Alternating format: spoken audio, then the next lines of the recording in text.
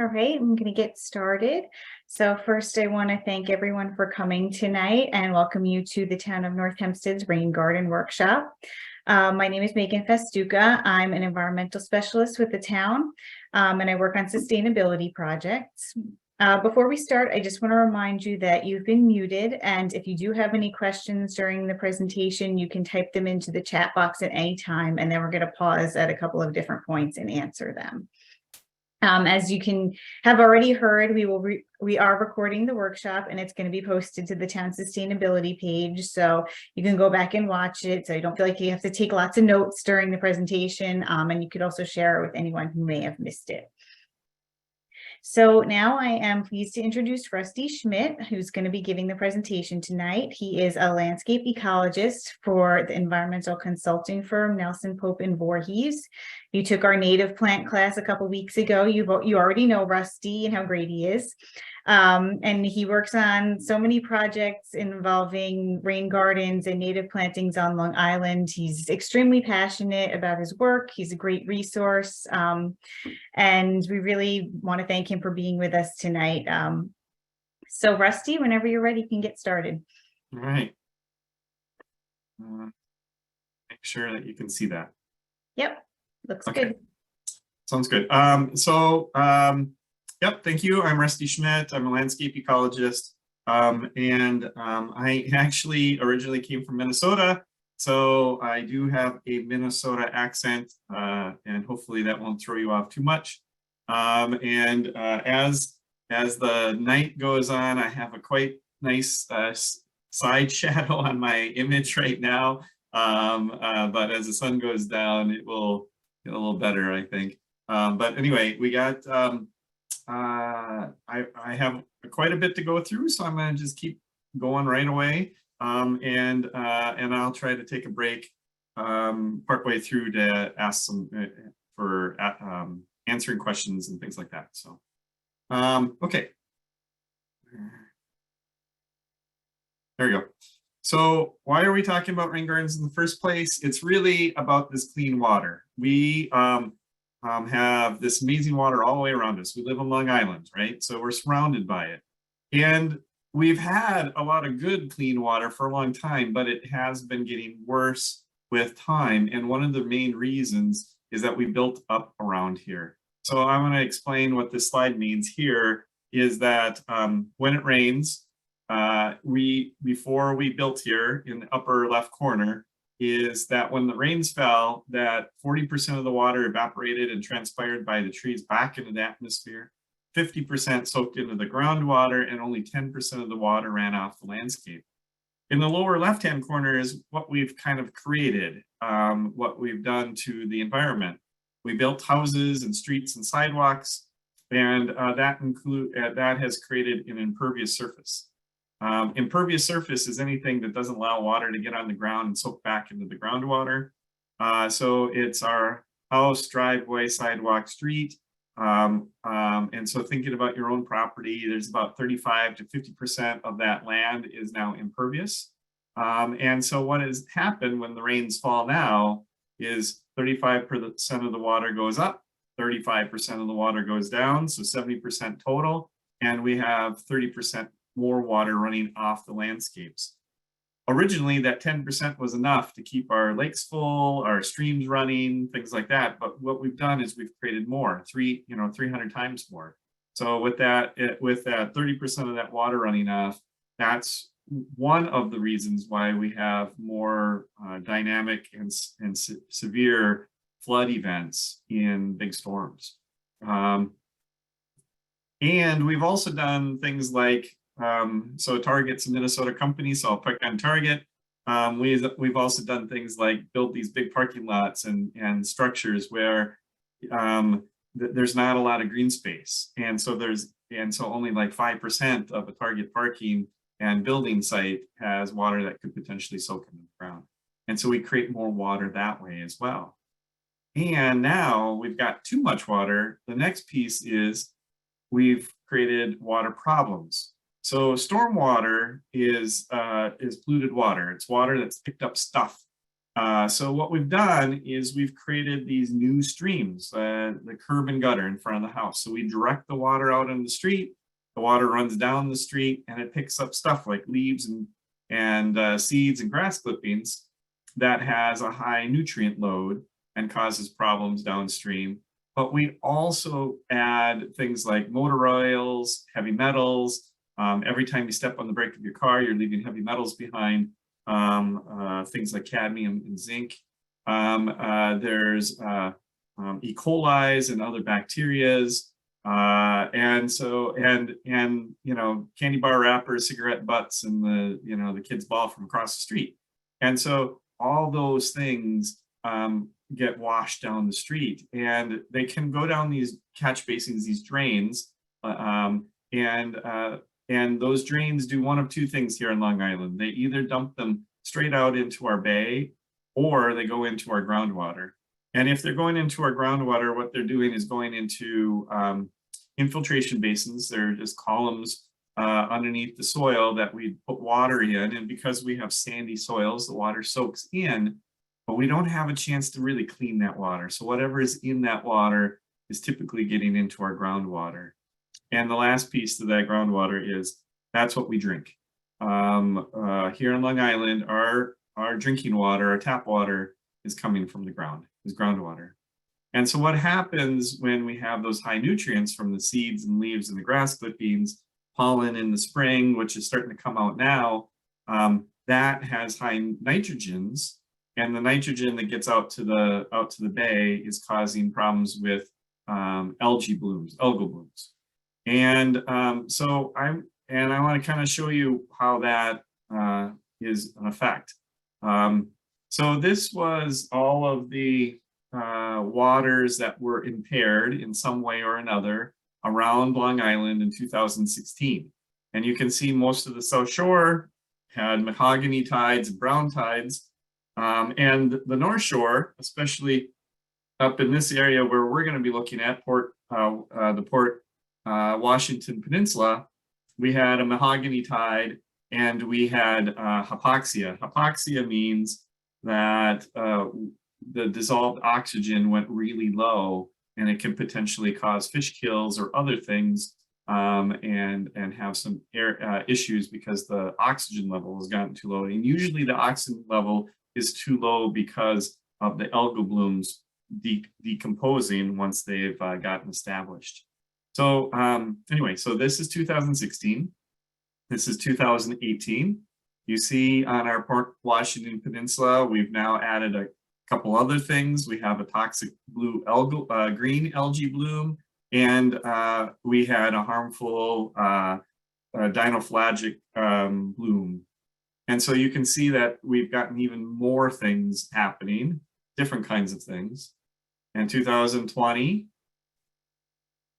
and 2021, and now last summer, 2022, and we actually had a whole bunch of different fish kills as a combination of the hypoxia zone, no oxygen in the water, the high drought levels, a couple algal blooms, a couple harmful flagellate blooms. And so we really had a whole bunch of things going on in our Port Washington, Manhasset Bay area. So, so we have a problem. And what we can't do is, once the water gets polluted and it gets to the water, it's pretty much impossible to get it back out. We can let things flush and get cleaner that way, but really the best thing that we can do is stop the pollutants from going to the water. We got to turn off the spigot, so to speak. And that could be things like the street sweeper picking up leaves and things, but it also is doing some things on our landscape to stop water from getting to the lake, stream, pond, or bay. So I want to just show you what happens on your own property. So kind of a standard sized house in Nassau County. That's a 1,500 square foot house with a 1,000 square foot driveway. That's the gray areas. And the green area is the yard that goes around it. And so it's about an 1/8 acre lot. So kind of a standard size in Nassau County. So a rains come and it dumps an inch of water, inch rain falls onto this property. That inch rain creates 925 gallons of water off of the house and 617 gallons of water off the driveway. Most of that water is directed to the street and going down that storm drain. And so that's 1,500 gallons of water coming off the house and the driveway that is getting polluted and going down that catch basin or storm drain, going to wherever downstream is. But we also have another thing, that yard area, you guys call it grass or lawn or yard. I actually call it green concrete. So even though we have sandy soils for the most part around Long Island, not everywhere, but a good chunk of it, we still only get 1/4 of an inch of rain out of that 1 inch of rain that soaks into the ground. The other 3/4 of an inch typically runs off the landscape because we've compacted the soils and a whole bunch of other things. And so the water doesn't soak in as well as it should. And it's also due to deep roots. And so that's another 3,800 gallons of water off of the yard. So we get a total of 5,422 gallons of water off this one property from one storm event. And then you think about how many yards are down the street. So it adds up very quickly. And so what we do is we've really caused, our conventional landscaping and our conventional engineering has really directed that water out to the street as quickly as possible. Water has been public enemy #1 for a long time, and so we've created a good chunk of that problem. So what can we do? So I've told you the bad stuff. Let's do the good stuff. So one of the things that everyone can do in their own yard is actually build a rain garden. What is a rain garden? A rain garden is a shallow bowl, 6 to 12 inches deep. We direct water to it on purpose from driveways and downspouts, parking lots and roads, and we plant it with deep-rooted plants. A rain garden is only a rain garden when the water soaks in the ground in 1 day or less. If it sits there longer in a day, it's not a rain garden. Okay, so if it's got koi swimming in it, it's not a rain garden, it's a pond or something else. So you need to have, so a rain garden is that shallow bowl, collects the water, soaks in the ground in 1 day or less, and then that also stops mosquitoes. So water sits there, mosquitoes lay their eggs, it dries out and it actually kills the mosquitoes. So, so that's kind of the first part of it. So why rain gardens is really to protect that water quality, our wetlands and streams and bays, but how do they work? So we've created that shallow bowl, and I cut it in half here. So that water could come in from #1 or #2 off of the driveway, sidewalk, or pavement, or it could come out of a pipe like the downspout off your house. And it fills up that shallow bowl, again, 6 to 12 inches deep. And most of that water, 93% of the time, will do #3 and soak into the ground. Soak back into the groundwater. And here's the best part. With deep-rooted plants, we actually create healthy soils.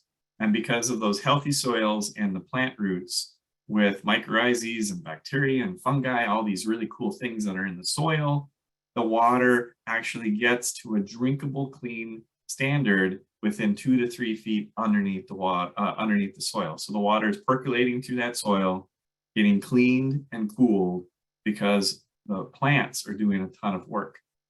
However, we still need to provide a #4, an emergency outlet. We get big storms here, we have to allow them to leave somehow. And so if we get a big storm, we need to let it get off of out of the rain garden and off the site. So most of the time, wherever it was originally going out to the street is probably fine.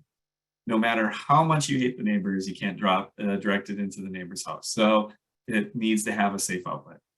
And then #5, we plant everything with deep-rooted plants. So a little bit about, well, I'll get to that in a second. So we plant the whole thing with deep-rooted plants. So we tend to plant everything with native plants. And most of the reason why people think we talk about native plants, it's about the birds and the bees, and that's very true. And we talked about that 2 weeks ago. But also, sorry, I thought I had an emergency text from my wife there for just a second, but nope.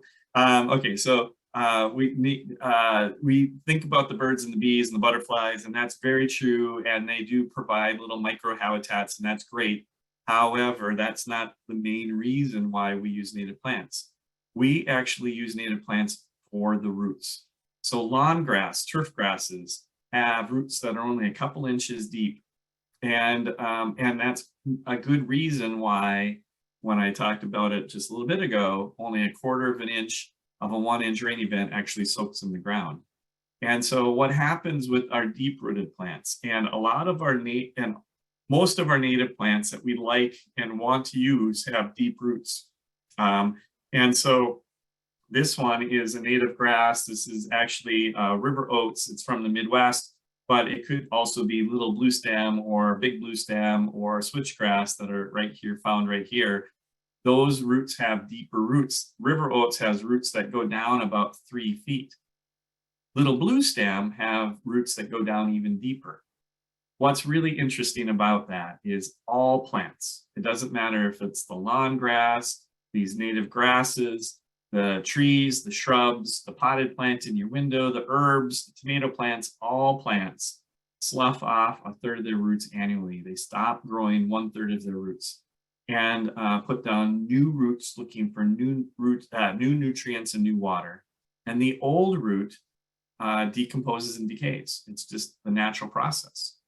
And by doing that, it's like reverse straws in the soil. When the water comes across these holes, they fall down these holes, and it's kind of reverse straw and bringing that water into the soil column. Well, what's happened with those roots also is it's created a healthy soil that has protozoas and bacterias and fungi and mycorrhizas. And those things are grabbing the protozoas are eating the bacteria. The mycorrhizas and fungi and other bacteria are breaking down the nutrients for the plants. Chemical reactions are binding the chemicals that are in the water, like heavy metals. Petroleum products are getting caught in the soil, and then the bacteria is eating them. And so all that processes are actually cleaning up that water, and that within 2 to 3 feet, we've really cleaned that water back to what I said earlier, drinkable standards. But what's really cool is the deeper the roots, the more water is going into the soil, into deeper and deeper into that soil, so that we really have an opportunity to get water from the surface down multiple feet down into the soil. Okay, so you all have probably popped out a hosta or a daylily. And a hosta and a daylily have roots that are about 1 foot deep, 4 times better than lawn grasses. And they actually are a better plant to plant in a rain garden than lawn grass. However, our native plants have roots that go even further. So purple coneflowers, that's that one right here in the middle, you used to see, I know most of you have seen that, those roots go down about 5 feet. Little blue stem and big blue stem, here's little blue stem, here's little blue stem, here's big blue stem. They put down roots 6 to 8 feet deep into the soil column. And they're still not even the best ones. There's this one up here in the very front, the far left one, not the very first one, the second one. That second plant is lead plant, Amorpha canescens. It has roots that go down 15 feet. And if you've gone to the High Line in June, you've seen this plant. It has silvery leaves, it has purple flowers. It's a stunning shrub-looking perennial plant that puts down roots very, very deep into the soil column. And so now you're actually giving an opportunity for water to be cleaned and cooled down through that soil column all the way down to 15 feet. And if you quite don't believe me, this was a demonstration that was given at the Washington, D.C. Museum. They had a show of how deep roots go across of native plants. And the lady that is pictured there is about 5'5" or so. I didn't ask her. I didn't even ask her to take her picture. Just happened to be in the photo. But my daughter and I were down there for spring break a number of years ago, and we saw this demonstration. And so those are all native plants across the U.S. And the roots that are hanging are how deep those roots go. And so you can see that they're tied up. So this is little blue stem right here. It goes about 6 to 8 feet deep. This is little blue stem. This is 6 to 8 feet, 6 foot or so. This is big blue stem, goes down about 8 feet. Those are 2 native plants here on Long Island that you're used to seeing. What else do I see here? There's a couple flowers in here. This is a little further down is a native sunflower. It goes roots that go down about 12 to 13 feet. And so you can see that there's really some really cool plants here and how much structure is under the soil. So I'm going to pass this on to back to Megan for a second. We have Megan has a rebate program that she can explain. Okay, so the past couple of years, the town has received funding from the Nassau Soil and Water District to give rebates to its residents who plant a native plant or rain garden on their property. We've applied for funding this year again. We're hopeful that we will get it. So if you're interested in that program, I would love if you would email this email, sustain@northhempsteadny.gov. I'll put it in the chat also. And once we have the details, hopefully we get the funding. Like I said, it's not definite yet, but I can definitely email you all the details on how to apply. So it's a great way if, you want to put something in, but you're not sure how, or, you don't want to lay out all the money for it, to at least get reimbursed for, a small garden, or do a big one and just get reimbursed for part of it. Last year we had 31 people do it, and this year we applied for even more funding so we can potentially have even more gardens put in. So hopefully everyone gets a lot of inspiration from tonight's talk, or from a couple of weeks ago if you were there, and we can get a lot of gardens put in this year too. All right, I'll pass it back to Rusty. Okay. So the next thing that I want to add is that where do you find these native plants, and how can you purchase them? And so there are a few nurseries on Long Island that sell native plants to residents, not wholesale. So one of them is the Long Island Natives. It's a nursery in Eastport. There's a website there. Warner Nursery. Vicky Bustamante collects and grows and then sells native plants from Long Island. Decker's Nursery is in East Northport, and Limpy. So if any of you want to see that website, I would say take your phone out quick. I'll wait a second and take a photograph. As you're doing that, I will explain what's going on. So Limpy is the Long Island Native Plant Initiative. They're a nonprofit. They have greenhouses in Brentwood, and they have a spring and fall plant sale. There's a spring one that's usually after Mother's Day, and by 1st of June. They haven't announced when that's going to be yet. And then they sell throughout the rest of the year as well. And all of those plants are truly native. They collect from Long Island and grow and then sell back to residents to make sure that the plants are not only native, but native to Long Island. All of these places, and that's why I have the websites on here, is I would recommend that you reach out to them through their emails, find out what's available, and then order before you go.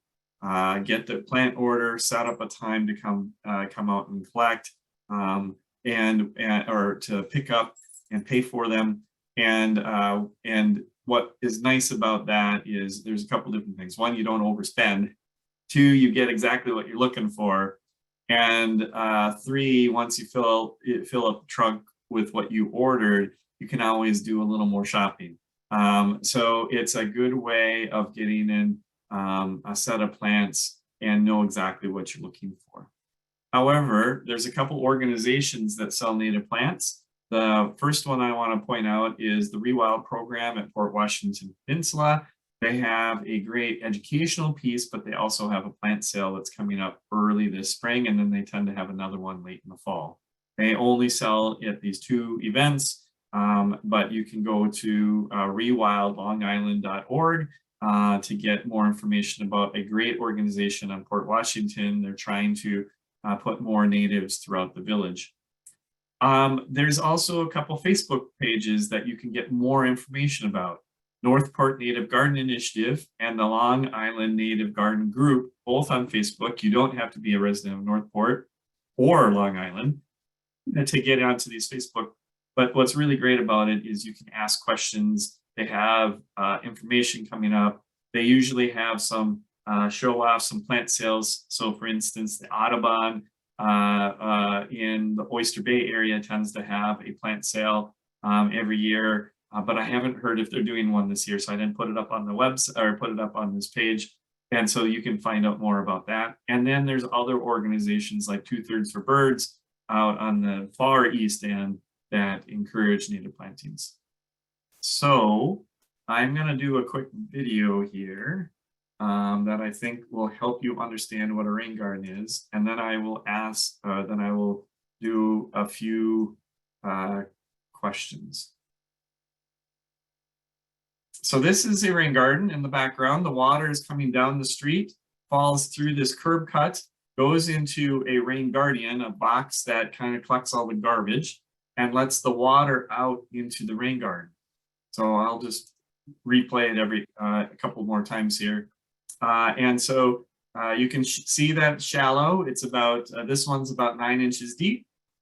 We have, let's see, wild geraniums, some native, this is in full shade, a few sedges, cardinal flower, that's the red flowers. There's some Culver's root that will be white flowers in the background. There's some turtle head in here that will be white flowers, or maybe this one's the pink variety.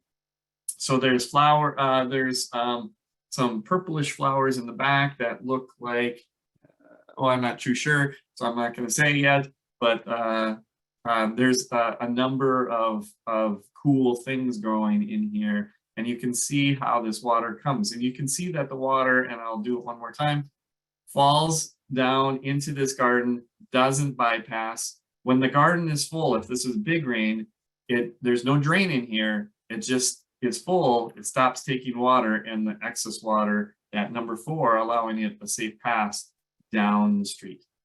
So that's kind of the overall what a rain garden looks like, and then I'm going to get into a whole bunch of design things here, but maybe this is a good spot to answer some questions if there are any. So far, we only have one question, but please feel free if you think of anything, just put it in the chat. So someone said, I'm thinking about putting down astroturf in some areas of my yard. I have 1.5 acres. Is there any detriment to the environment putting this down? No, actually, in the really bad shady areas where you can't get lawn grass to grow, or if you want your astroturf for a specific reason, like for the dogs or for playing bocce ball or something, to have a perfectly smooth bocce court, there's nothing wrong with it. I put it in a few times myself. You're not going to be doing much on water cleaning. I wouldn't do it in a rain garden, but in pieces where you're using it for other reasons, there's nothing wrong with it. And the water will soak through it. You just need a sandy base. It will smooth it out better anyway, and then allow the water that falls from the sky to soak through it. You're just not wanting to direct water onto it. So there's nothing wrong with that. The person said that they want to do it just to conserve water. Conserve water. Not quite sure what that means. I guess maybe so they don't have to water a lawn or other. Oh, plants. yeah. So in that regard, yes, you don't have to add water to water your rain garden, or what, you don't need water to water your astroturf, obviously, because it's not growing, so it's not a big deal. The other thing that a rain garden does is that once you build a rain garden, Mother Nature does all the watering for you.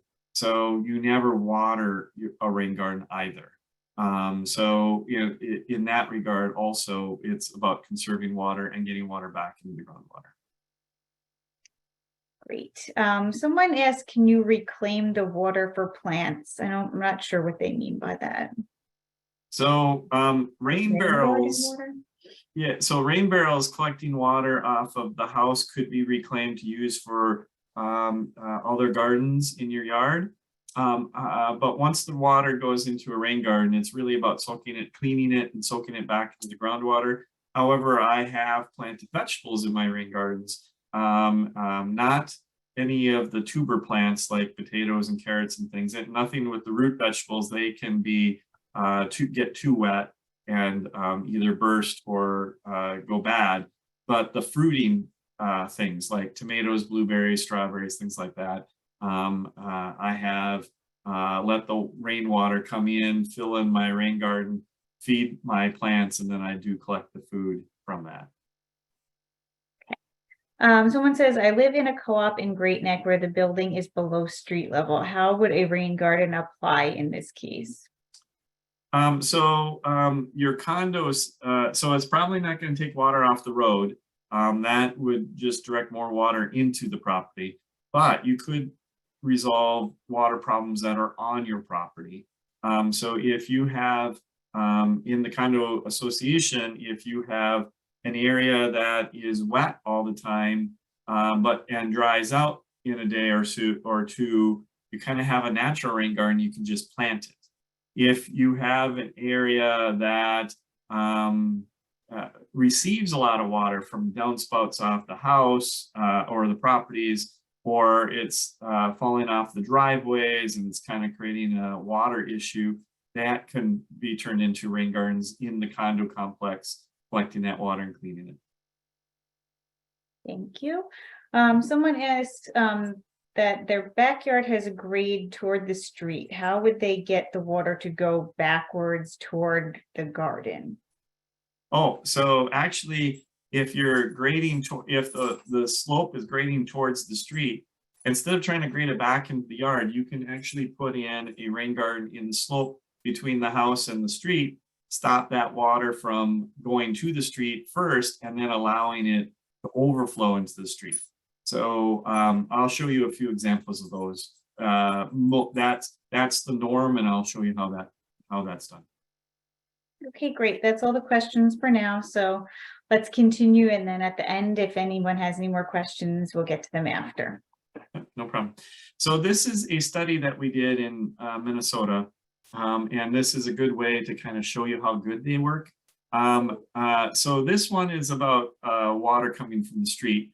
I'm not suggesting you should do this for your own properties. In fact, it's a little bit more difficult.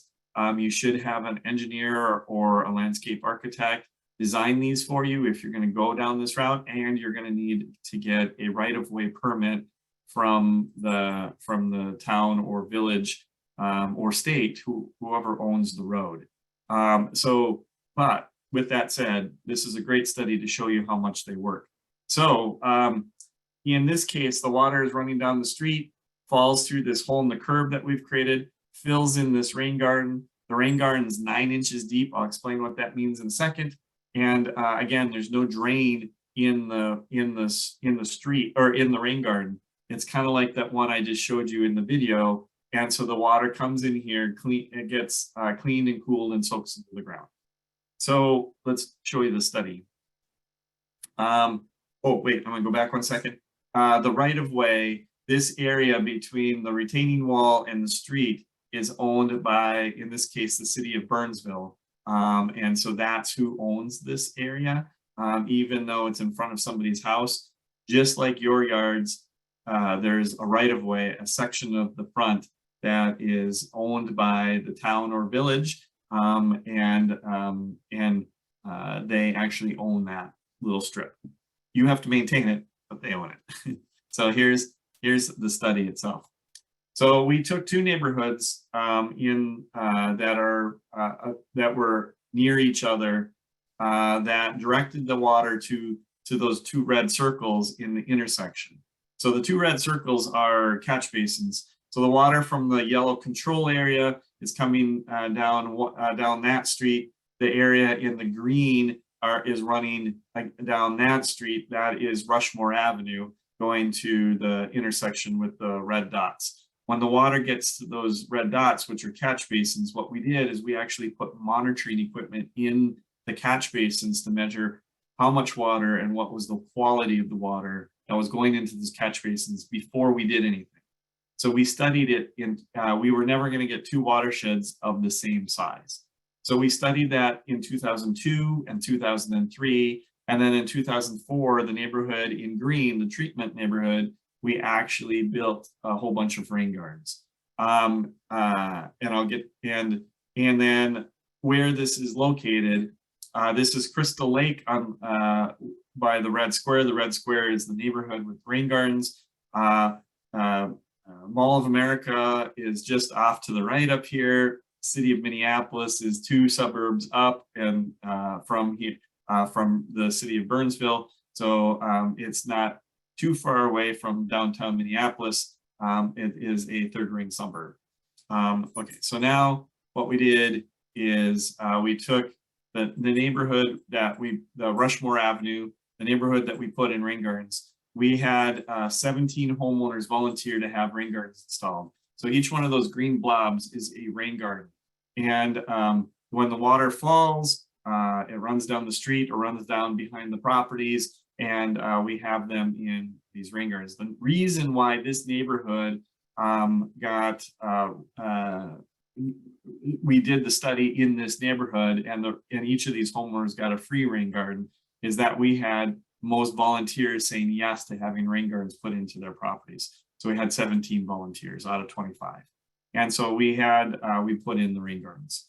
Then what we did is we actually measured the water volume and quality that was going in the catch basins. The graph on the top is the hydrograph. It's a measuring tool to show how much water was going into the catch basins. And so the blue line and the red line are about the same, but not exact. The blue line is from the neighborhood without rain gardens. The red line is the neighborhood that was going to get rain gardens. And I told you we studied it for 2 years, 2002 and 2003. And then we figured out what the algorithm is, the math equations, so we can compare the two neighborhoods apples to apples. Then in 2004, we put in the rain gardens. The blue line is the first rain event that we had that hit the neighborhoods was 3/4 of an inch or just about. And in May 29, 2004, and we just built the rain gardens in early May. And so this is the first major rain. We measured the water coming in. The blue line is from the neighborhood without rain gardens. And the little red squiggle is the amount of water that went into the catch basin from the neighborhood that has rain gardens. In 2004, 83% of the rain that fell on the neighborhood never made it into the catch basin. And that catch basin directed water straight to Crystal Lake. That water was then taken in by 83% of the rain, went into the rain gardens, soaked through the groundwater, still went to Crystal Lake, but 2 weeks to 2 months later, instead of 2 minutes going down the pipes, and got cleaned and cooled. In 2005, it was 90%. And in 2006, it was 93%. It got better with age, like we all do, right? So it was 83%, 2004, 90, and then 93% in 2006. It never got better than 93%. And the reason for it is, like here, Minnesota gets big storms. And so we were only going to capture the first bunch of rain that comes down the street, the water quality event. A little over an inch of rain went into the rain gardens. The excess, when we got big storms, still went still went to Crystal Lake through the normal stormwater pipes. And they look great. So this is 2004 in August. You can see 3 across the street, 1 in the foreground. This is October in that same spot, 3 across the street, 1 in the foreground, and each month to month, those rain gardens look different because they are dynamic systems. They're great. They change with time and season, with different things blooming at different times of the year. This is a rain garden that we're stopping the water before it gets to the street. So pertinent to that last question you asked. So what we're going to do is we're actually going to show you how to build a rain garden. So the first thing that we need to do is understand where the water flows. So currently the water flows down the driveway and out this downspout.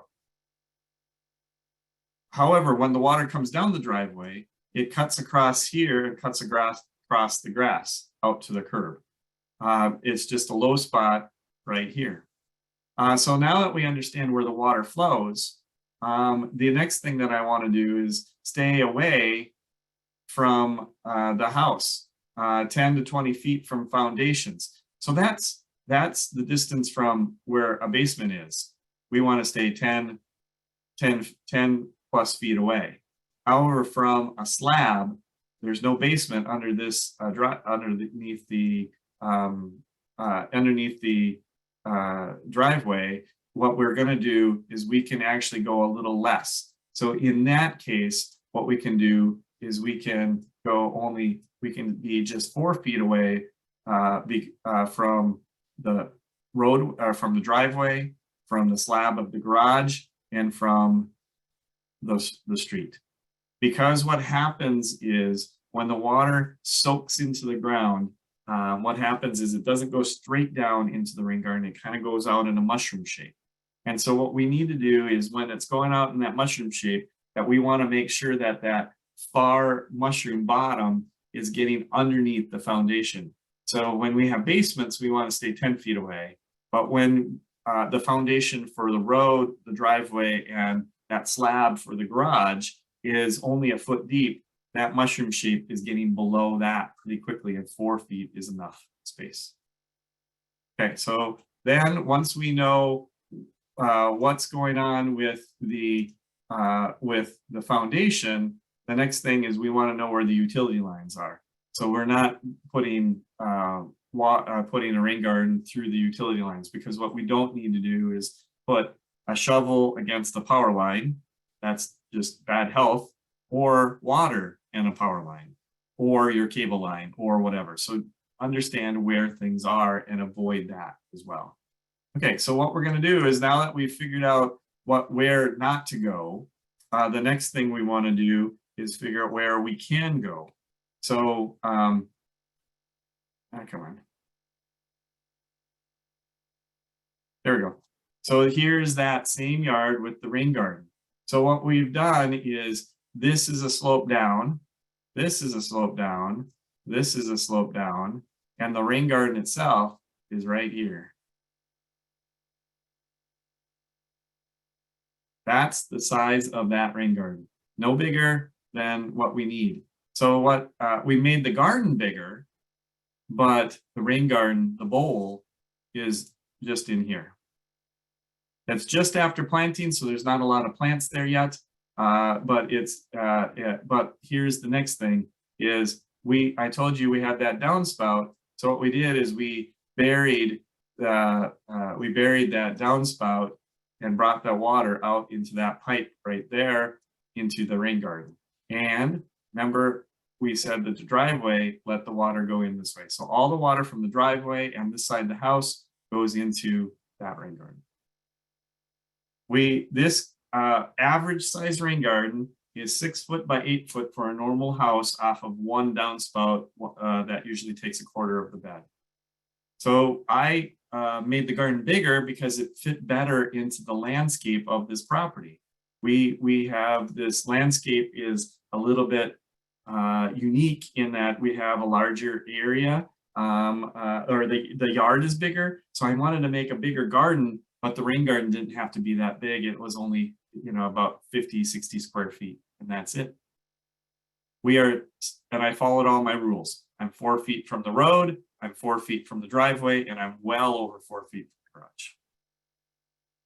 The depth of the garden is way more important than the size. If you make a small garden that doesn't quite take up a whole inch and a half of rain, but you built it well with the depth and it will drain quickly, it doesn't really matter how big your garden is. So I always encourage people to start small and grow with time. So with that said, this is the depth of your garden is how deep is it when the bottom of your garden to when it's full. That's the depth of my garden. So when I say it's 9 inches up 9 inches deep, if it's full and I step in the middle, the water will come up 9 inches up my calf. My pants legs will get wet, go over my shoe, but not any deeper. If it's a foot, it's 12. It's a little bit deeper. It's a foot deep. So in this case, we're making 9-inch rain gardens.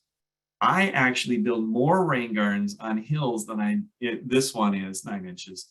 I build more rain gardens on the hill than on the bottom low spot. If you have a low spot, a wet spot that's wet after it rains and it stays wet for a day or two and then dries out, you don't have to do all the digging, just plant it. You already have a natural rain garden. And that's kind of actually pretty common here on Long Island if it's going to the backyard or something.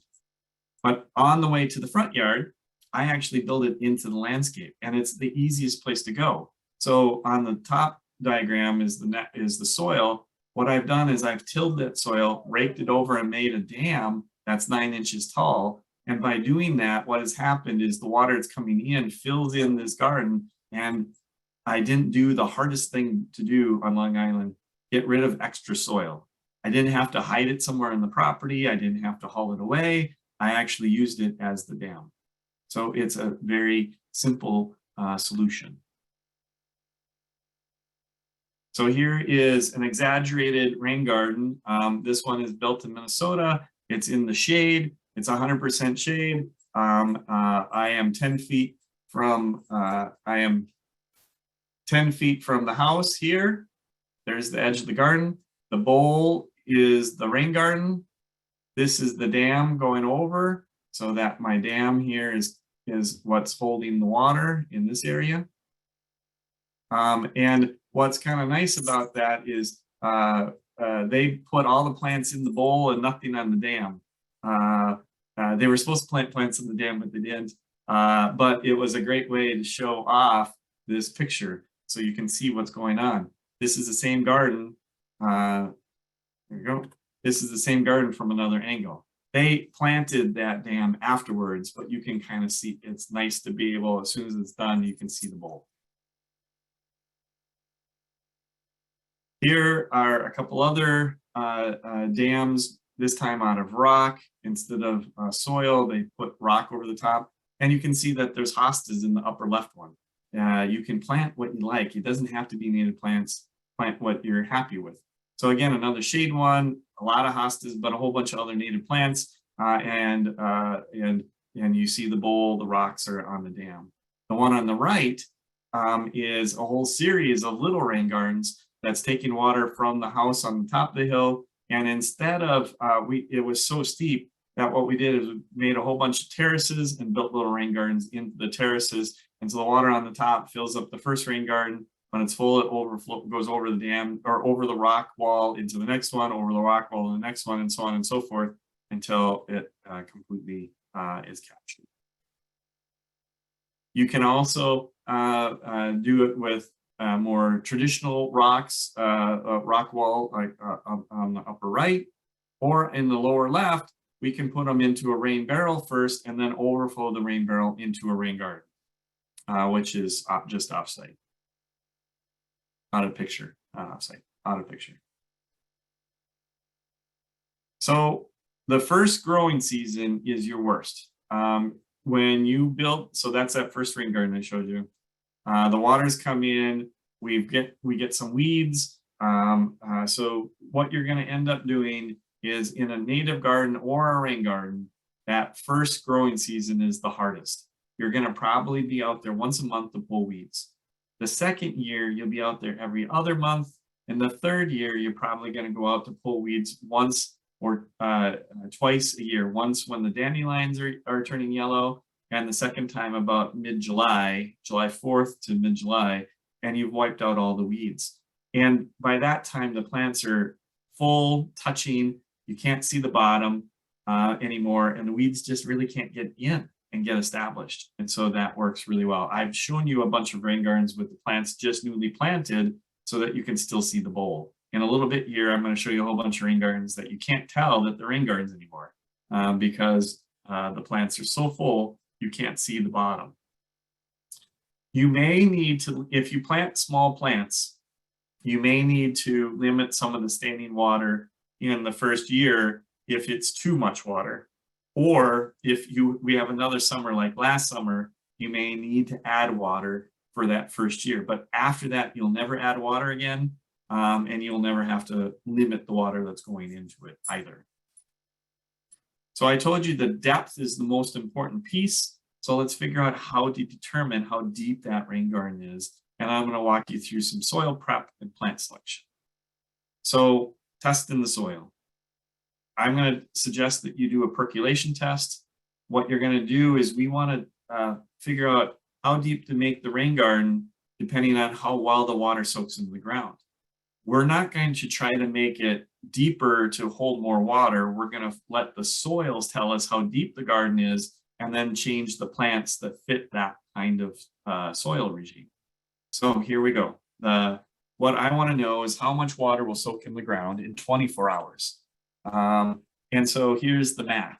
I'm going to actually dig a hole about the size of a coffee can, about 12 inches deep and about 9 inches across. And I'm going to fill that hole with water. And then you're going to use a very highly engineered tool called a tongue depressor or a toothpick or a stick and stick in the hole at the top. So what I'm going to show you here is that we've got the stick right here sticking in out of the water so that the bottom of the stick is touching the water. And then you fill up the hole with water up to the bottom of the stick. Then walk away for an hour. Go walk away, have dinner, come back, and then measure the distance the water sunk into the ground from the bottom of the stick in. And then take that measurement and multiply it by 24. And that will tell you how deep the rain garden is. So if it's soaked in 1/4 of an inch in that hour, multiply it by 24, you get 6 inches, you're going to make your rain garden 6 inches deep. That's not normal here on Long Island. Here on Long Island, you're going to probably get rain gardens that are, you probably get a 1/2 inch or maybe even multiple inches in an hour. That if 1/2 inch times 24 is 12 inches, you can make your rain garden 12 inches deep. But don't, just because you can get, let's say, 5 inches in an hour, which is very common here on Long Island, that doesn't mean you should be making your rain garden multiple feet deep. 12 inches is maximum depth. And the reason for it is the plant palette. How many plants can grow in that water regime of standing water and how deep the water is up on their plants. So there is some, so 6 to 12 inches is normal. If you have a property in, there's a couple spots out on Port Washington Peninsula or in the town, in the village of Huntington area, it's a pretty clay area. You will probably get you can find some really bad clays and get infiltration rates that are just 6 inches deep. So you only can make your rain garden 6 inches. Okay. Then we got to get the water to that rain garden. The upper left is just extending the pipes out. It works. It's not very elegant, but it does work. But you can also do things like a French drain where you take the water. This works really good if you have 2 homes that are close together. And you don't have room to put a rain garden between the 2 homes. You can put a French drain in between the homes. The water goes into the drain from the surface, goes into the rock, finds the hole in the pipe in the bottom, and bring that pipe out to a rain garden downstream. It could be, towards the front yard or towards the backyard, whichever is downhill, and you can build your rain garden a little further down. The other thing that I do a lot is I bury my pipes. I do this in Minnesota, and pipes don't freeze, so they're going to be fine here as well. This is an NDS box on the lower left. You can find them in Home Depot, aisle 34, about 3/4 of the way down. No, I don't know if that's the real aisle, but it's in there in the pipe area, and that it's a 9-inch box on top. It's about 1 foot deep. You bury the box up against the house, bring the downspout into that, and then in that box is a hole that brings that water out from that box and brings it out to the rain garden. Or you could do a trench drain like the lower left. The water is coming down the driveway, falls into that trench drain and directs the water into the rain garden in the foreground. And you can do things like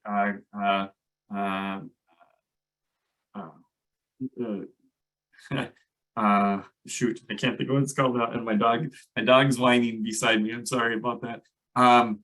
It's a dry creek bed on the upper left or bottom right, and the water falls into that little ditch. It's a glorified ditch with rock in it and plants, and you can bring that water to your garden. And in fact, you can even put little bridges across. I'm going to show you one here on Long Island in a little bit that we've done exactly this.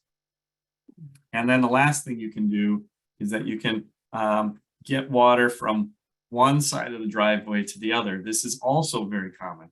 So the downspout, of course, on this house is dropping the water onto the driveway.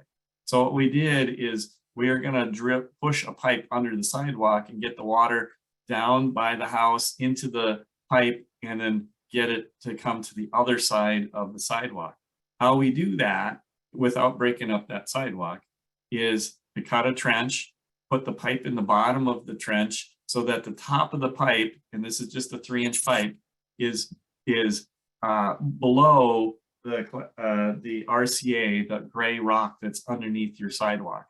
And then once you got it all lined up and you cut a hole on the other side that you're aiming at, the next piece is you go get your garden hose, push the garden hose into the pipe, turn on your garden hose full blast, and start twisting the pipe back and forth. And the water slowly pushes that pipe all the way through underneath the sidewalk, and it pops out on the other side like that. Occasionally you find a rock and you just get a rubber mallet and you give it a little encouragement and push and be able to push that pipe all the way through. So then on the other side, once you have it on the other side, all you have to do now is hook up your pipes from the house into this, and you can get the water from one side of the sidewalk to the other without damaging your sidewalk. I've done it a few hundred times. I've only had to start over once where I found a rock too big that the water wasn't able to move. So I'm going to walk you through how to build a rain garden step by step. Again, I'm following my own rules. There's exactly 10 feet from the sidewalk to the basement and 4 feet from this patio, no basement porch to the rain garden. So I have 4 feet here, 10 feet there. The white rope shows where the rain garden is going to go. It's a great way to kind of make sure you know where you want to go with the rain garden before you actually build it. So put it out, make sure you're happy with it. Look from the windows of the house, from the patio, from wherever. And you can see that the houses are pretty close here. And so what I did do here is I took this rope and I straightened it out. It's very hard to mow this area right here. And I moved the rope this way. Again, it's hard to mow that little triangle. So just think about it. Last thing is those little wiggles are very difficult to see. So I would encourage you not to do a whole bunch of little squiggles. If you're going to make an arc, make it nice and big. Then we cut the sod. This is Craig. Craig is a self-powered sod cutter here. You can rent this sod kicker, it's called. from any rental center. It's about $15 for the day, and it goes just as fast as a mechanical one. I would encourage you to do it this way than to do it with a tiller or pulling the sod out by pieces. It takes a lot more effort. The other thing is, if you cut the sod and then you can roll it up into little logs, you can either put it on the curb and put a sign for free. You'll be shocked at how fast it goes away, or you can use it for some other spot in your yard. It's one of the hardest things to compost, but it's the easiest thing to give away to somebody else. Once we've got the sod rolled up, then the next thing we do is we actually dig out the garden. So we're going to dig it out about, in this case, 6 inches deep. This was a little more clay soils, so we're going to dig out the garden 6 inches. But we're actually going to take out 3 more inches. So if we're going to take out, if we need a 6-inch deep rain garden, we're going to dig out 9 inches. If you need a 12-inch deep rain garden, we're going to dig out 15 inches. We're going to actually remove 3 more inches than what you need. Because the topsoil was associated with the sod, more often than not in urban landscapes, the topsoil is not very deep. It's only an inch or so, and it went with the sod, and it's too hard to save or capture. So what we do instead is take out, in this case, 9 inches of soil. Then I double dig or loosen the soil down another, at least a shovelful, if not further, as deep as you can, because that is usually where it's compacted from the building the house or road or whatever. And then after we've loosened it up, we put in compost. So we're pouring compost in right now. The compost is, we're putting in 3 inches of compost, and we're going to mix it in. So right now they're pouring in the compost and they're just shoveling it over and mixing it in and raking it out and making sure that the whole garden is 6 inches deep all the way across the bottom of the garden. And so I actually was measuring this with a laser level. I'm sure you have one in the garage, but if you don't, I have another trick in just a minute. And so we were making sure that the whole bottom was 6 inches deep.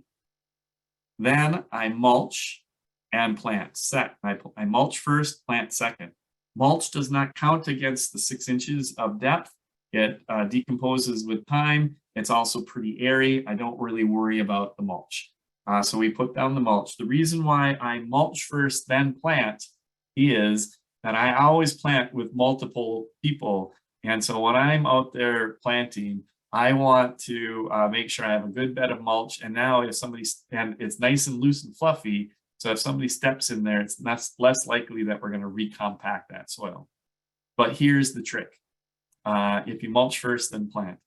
I go and plant the biggest pot first. So this big pot here in front, or the 2 shrubs in the back corner, I plant those first. So I move the mulch aside, I dig my hole, I pull the plant out of the pot, I loosen up the soil on the plant, and break up the roots, plant the plant green side up, just in case you didn't know that, push the soil back in, put the mulch back, and now I have an empty pot. So now I take the mulch and put it into that empty pot, plant my plant. Now I have 2 empty pots, one for mulch, one for soil, and so I'm not mixing things up. If you're going to plant first, then mulch, what I would recommend there is you plant to plant, take your empty pot, put it over the plant, and do that so that when you're done, you have a whole bed of upside down pots. Now you can throw the mulch or put the mulch in without crushing plants, burying plants if they're small, and protecting them. So I'm going to do another rain garden that we're going to walk through from start to finish. In this case, we used a tiller instead of a sod cutter to loosen up the soil, and then we're raking it out and pulling the sod clumps out. Once we've done that, we've double dig and loosen up that soil, and you can see that we're doing that trick of loosening that soil and then raking it to one side to make a dam on the one side. Once we've done that, what we're doing is we're testing how deep the soil is, or how deep the rain garden is. So what we're doing is we're putting 2 stakes on either side of the rain garden. And actually what I do is I put 5 or 6 stakes out across the rain garden.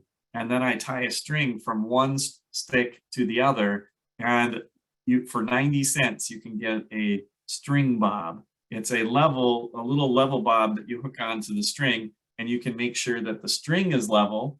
And once the string is level, what you do is you measure from the string to the top of the dam, and let's say that's 12 inches. And then you measure from the string to the bottom of the rain garden, and that's 18 inches. 18 inches minus 12 inches is 6 inches. So your rain garden is 6 inches deep.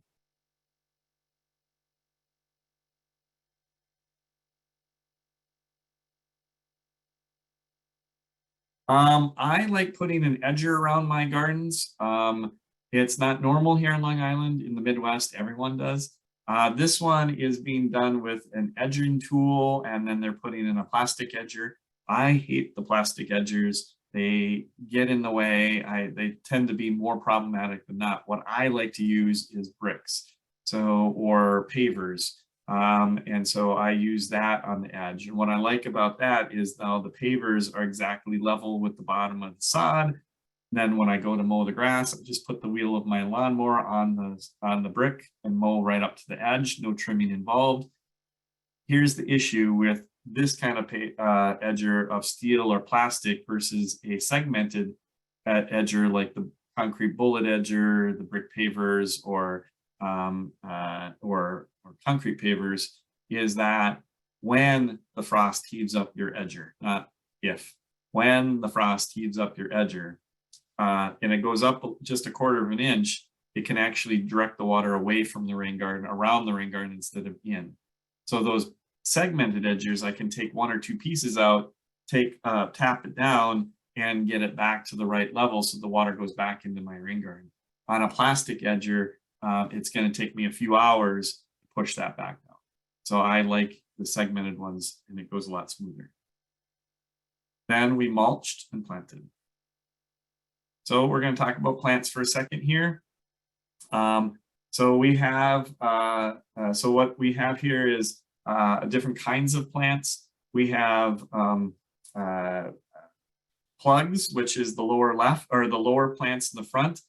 Those are 6 packs of plants, like your pansies and petunias. Those are your native plants, but in small packs. They are about $1 a piece, and you can find them, and they're a lot less expensive, and they actually have a higher success rate than the quartz, which is the plants on the right. Those are 4-inch pots. They're instead of $1 a piece, they're $4 to $8, and so they're a lot more expensive. And then the plants in the back, gallon pots to 2-gallon pots, those are 2 gallons, they're anywhere from $12 to $36 a plant. So you're spending a lot more money, and they're not as successful as the little plants. So I tend to choose small plants over big plants. However, for instant gratification, I plant a mix of some big, some small, so that I have some things that can grow in and save a little money, but then I still have a few big things that I feel like I have something accomplished when I'm done. What I don't do is use seed.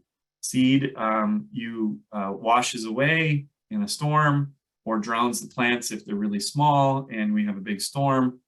So I don't use seed. Soil moisture tolerance. All plants have a different soil moisture tolerance. And this is pretty key here. In rain gardens, the bottom of the garden is different than the sides of the garden, which is different than the outsides of the garden. So what I want to do is, I told you that the depth of your rain garden is going to make a difference. So if my rain garden is 9 inches deep, or deeper, or shallower, or less, then what I do is I plant plants that have a moisture tolerance in the bottom of my rain gardens. So what you're going to do is look up your plants. All plants have a soil moisture tolerance. they're usually dry, average, moist, and wet. All those wet, soil moisture tolerant plants, we're going to throw them out. Those are wetland plants. Remember, these rain gardens are dry in 24 hours or less. So we don't need those plants. The things that are in that list that people will think about are some of like skunk cabbage or pickerel weed or marsh marigolds. And it's just too dry for them, and they are not successful. But that moist, moisture tolerant plant fits in the bottom of the garden, in this section of the garden. And for gardens that are 9 inches or less. So we put moist down here, average up the sides, and then dry plants on the outsides. If you are looking to, if your garden is 10 inches or greater, then what we're going to do is we're going to change the plants. We're going to actually throw out the moist, moisture tolerant plants and put average plants in the bottom, average to dry up the sides, and dry on the outside. So what does that mean? I have a rain garden. My grandmother gave me a rose, and I want to put the rose inside my rain garden. So what I'm going to do is try to figure out where does it go?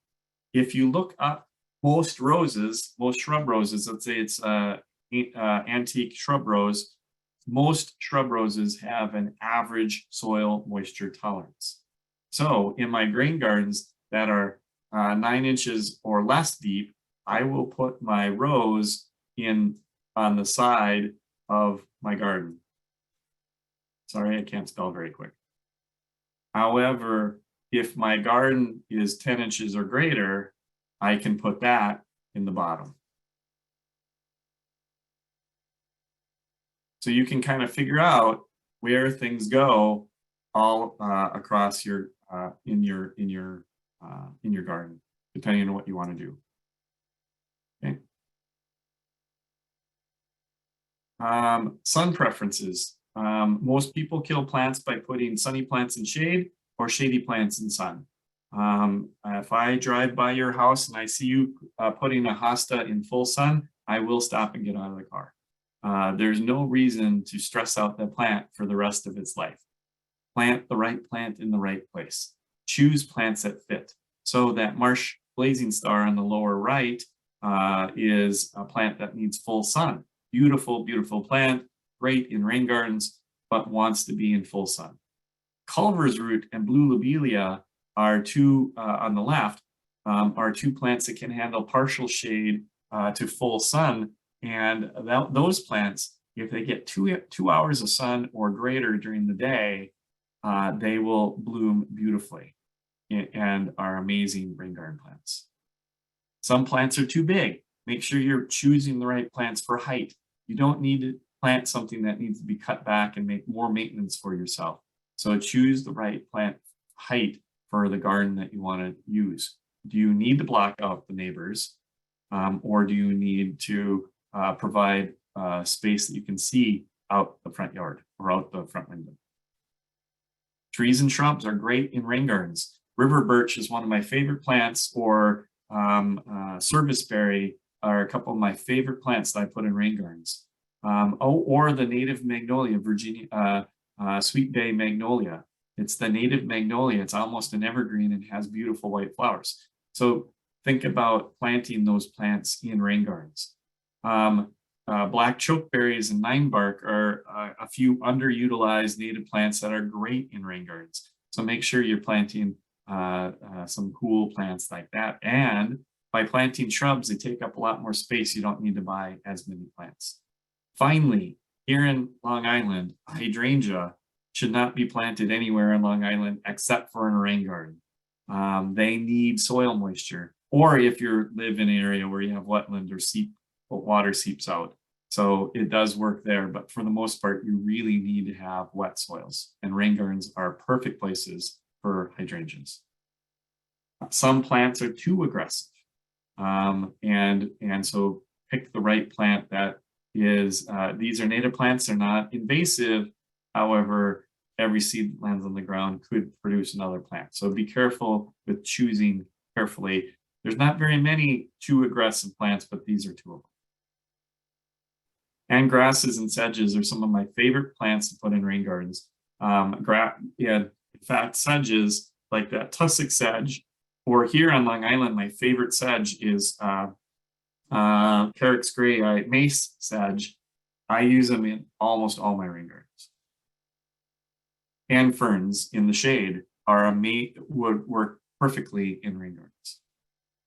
A few of my favorite horticultural plants, daylilies and hostas, actually I dislike both because I see them in everyone's yard, but they're fine plants in rain gardens. If you like them, go ahead. And I already said blueberries and things like that would also work. And here's a few of my favorite native plants. Asters, bee balm, and purple coneflowers across the top, black-eyed Susans, blazing star, and butterfly milkweed across the bottom. Okay. So I'm gonna jump just a couple pictures here. This is at the Sisters of St. Joseph property in Brentwood. This was their parking lot that flooded every time it rained. And what we did is we took out that privet hedge on the left.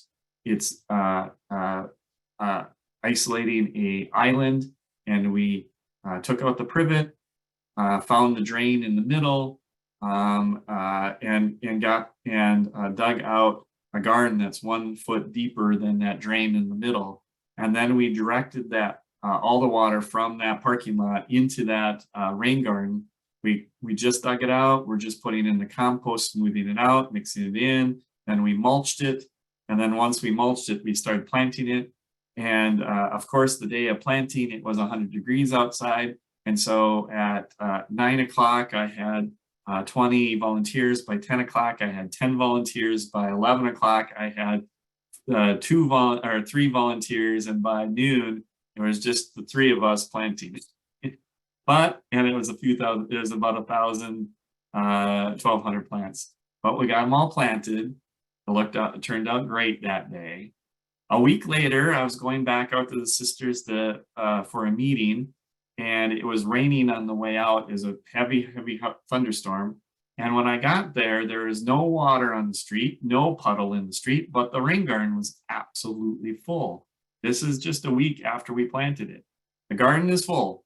I went into my meeting an hour later, it's dry.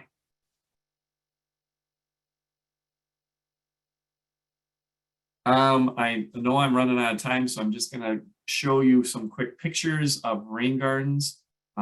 This one is taking water from the house and directing it down the hill or off the house, and we're doing a little half moon garden that we're digging out the depression, using it as a dam, and then planting it.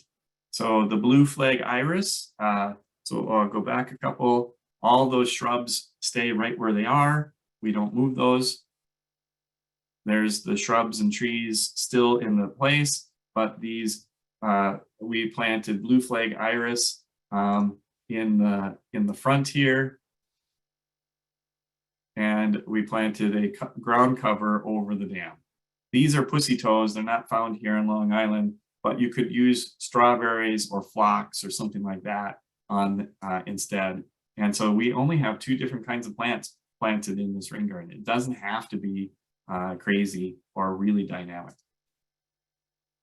It's the same garden from another angle. This is the one I was looking forward to showing you.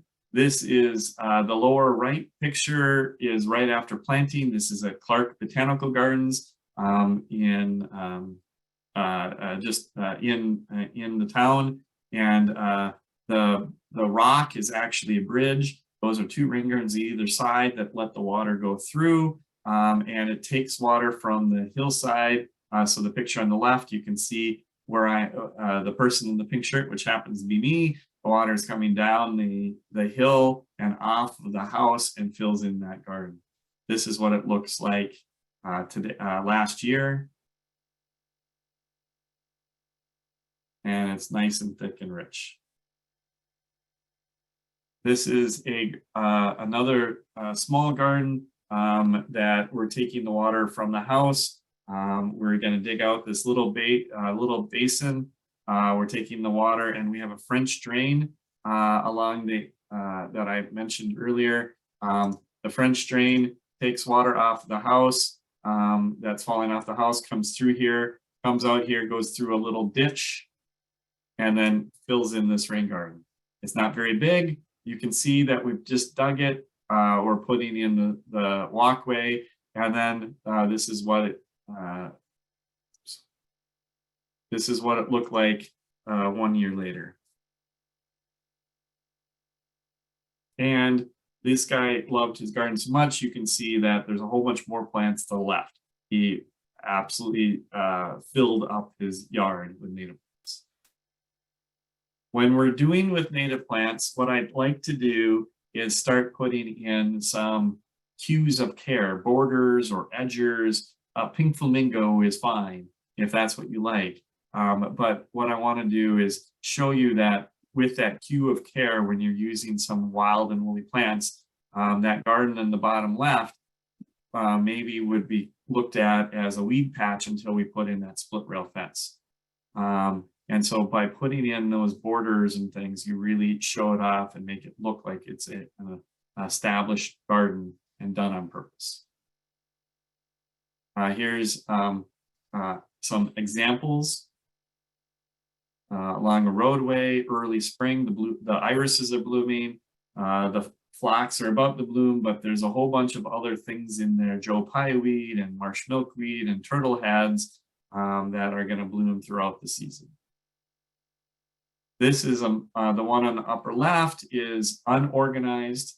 It's a prairie style garden that's taking all the water from all those houses, and it's a 7 blocks drop water into this one super block where we have this rain garden on the left.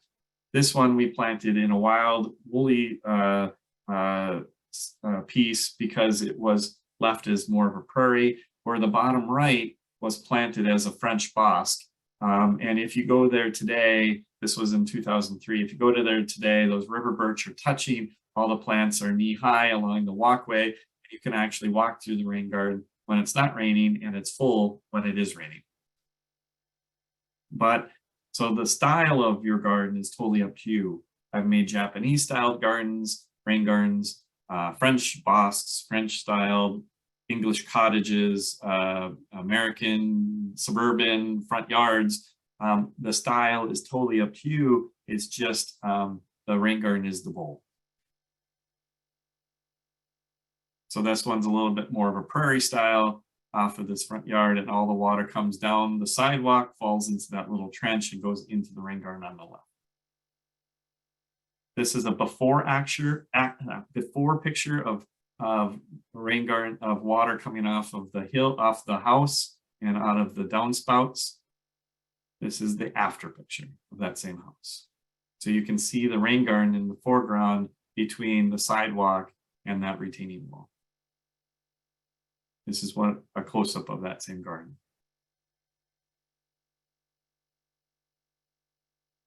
Here's one full sun along the edge of a roadway.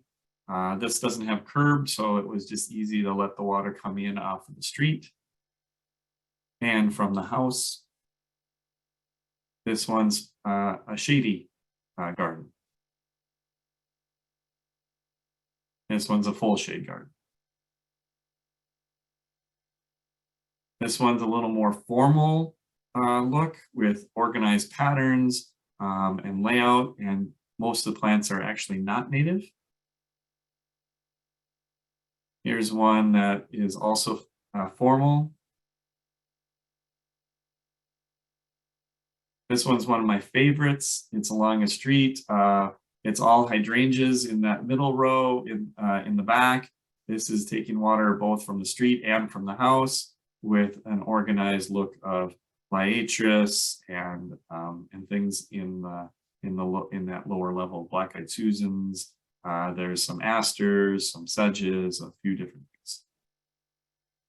This one's in Muttontown at the Nessa Soil and Water Conservation District. This is taking water from a church that's going off to the backyard. And you don't have to do it all in perennials. This one is water coming off of this parking lot in this dentist office. We planted it on, that's the day of installation. It's only in shrubs and that's it. No flowers, no grasses. This is what it looked like 4 years later. This one's monstrous, taking about a half mile of roadway.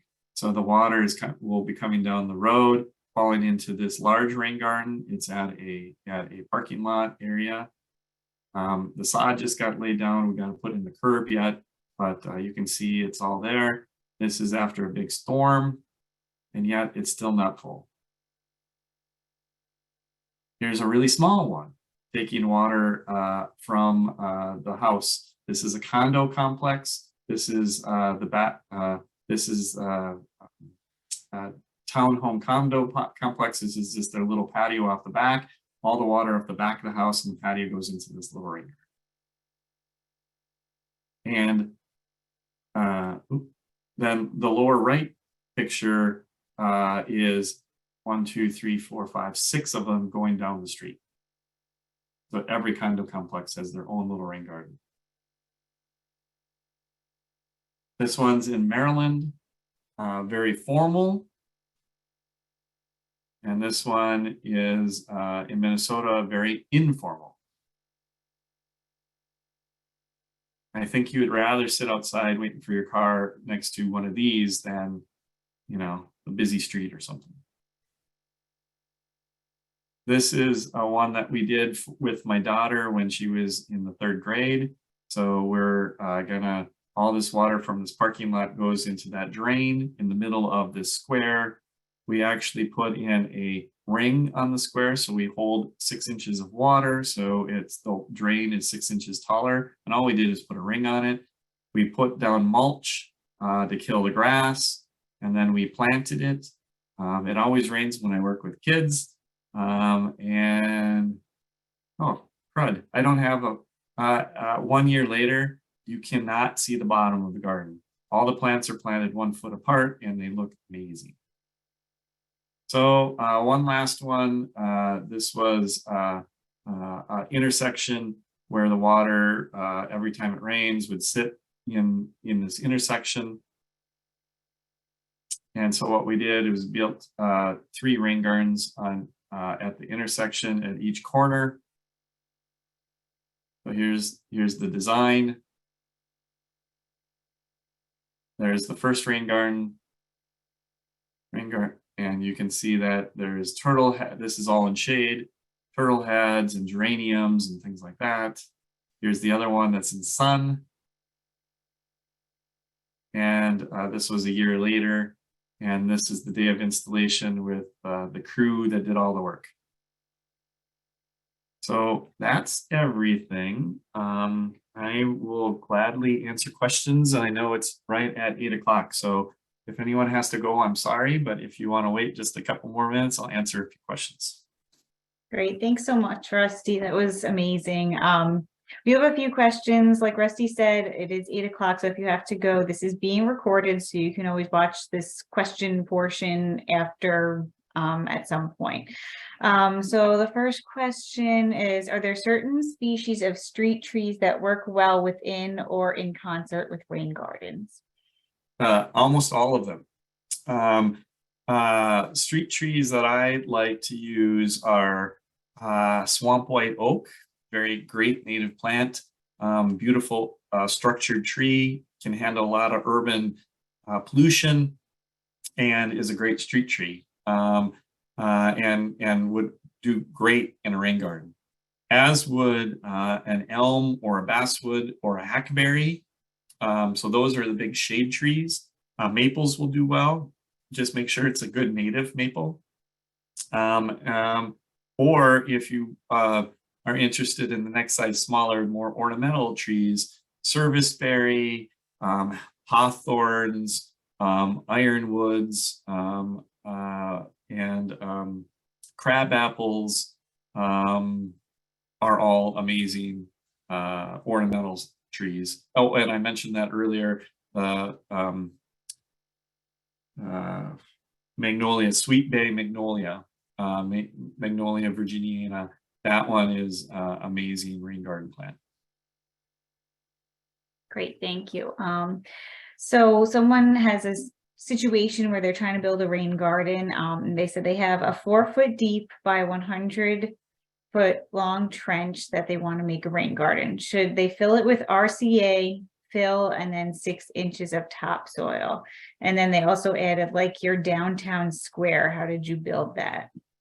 Okay, so I'll do that 4-foot deep one first. So the question is, and maybe you can allow this person to speak, because I do have a quick question. Sure, hold on 1 second. So is it Valerie? I think I see. Yeah. So Valerie, is the water, when it rains, does it get 4 feet deep with water, or is it just a long ditch, that trench that just gets wet and doesn't really dry out in between? It's a long ditch. Yes, it's a long ditch. Okay, so if it's standing water inside that ditch, please don't fill it in. It's doing some other function. If it's not and I don't want to, without really knowing all the answers here, what I would recommend is just plant it instead. So what I didn't show are a few really good ditch sites that I have done, and I would just plant it with shrubs. They take up a lot more space. They're about 5 foot, they take up 5 feet of space. So one shrub down the middle, 20 shrubs would fill in that entire ditch pretty quickly. And or you could do 40 shrubs and plant them on the sides, close to the bottom on either side, and let them fill in. And then you can have some fun with changing what kind of plants that you would like to use. So inkberry is an evergreen, mountain laurel is an evergreen, or maybe you could do, so I see shade. So if it's shade loving, mountain laurels and inkberries are evergreens that can handle shade. Or maybe if you would like something that is non-evergreen that can handle quite a bit of shade, is black chokeberry, Aronia melanocarpa. That can handle quite a bit of shade and will do really well for you. Or maybe you want some fruit, maybe a pawpaw would work really, really well. So they can take in a lot of different kinds of things, or bayberry would also work in that shade, and they're almost an evergreen. So there's a few different, the viburnums can handle quite a bit of shade. But anyway, that might be the smart move. If you want some flowers, then I would lean towards lobelias and turtle heads, Culver's root, blue, both blue and cardinal flower, lobelias, astilbe, things like that. I wouldn't fill it in though. Okay, great. Thank you so much. And so the downtown square, I'm not sure which one that was. Let me see if I go back. Oh, I know which one, I think. I bet it was that one. So this is a condo complex. This is boxwood going around the outside, but it could be inkberry going around the outside. And then the plants inside, the blue plants that are blooming are blue flag iris. There are some sedges, some looks like some Joe Pye weed. Boy, I did this so long ago, I can't remember everything that was planted in there, but there's a lot of cool plants planted in there in a very organized fashion. I hope that's the right plant. All right, thank you very much. I don't see any further questions, so we will end here. I want to thank everybody again for coming. I hope you learned a lot. It was extremely informative, so we thank Rusty as well for being with us this evening. And yeah, if again, look into the native rebate program. You have the email to email if you're interested in that. That ditch planting sounds like a good project for that if we get the funding. So thanks again, everyone, and have a good night. Have a good night. Thank you.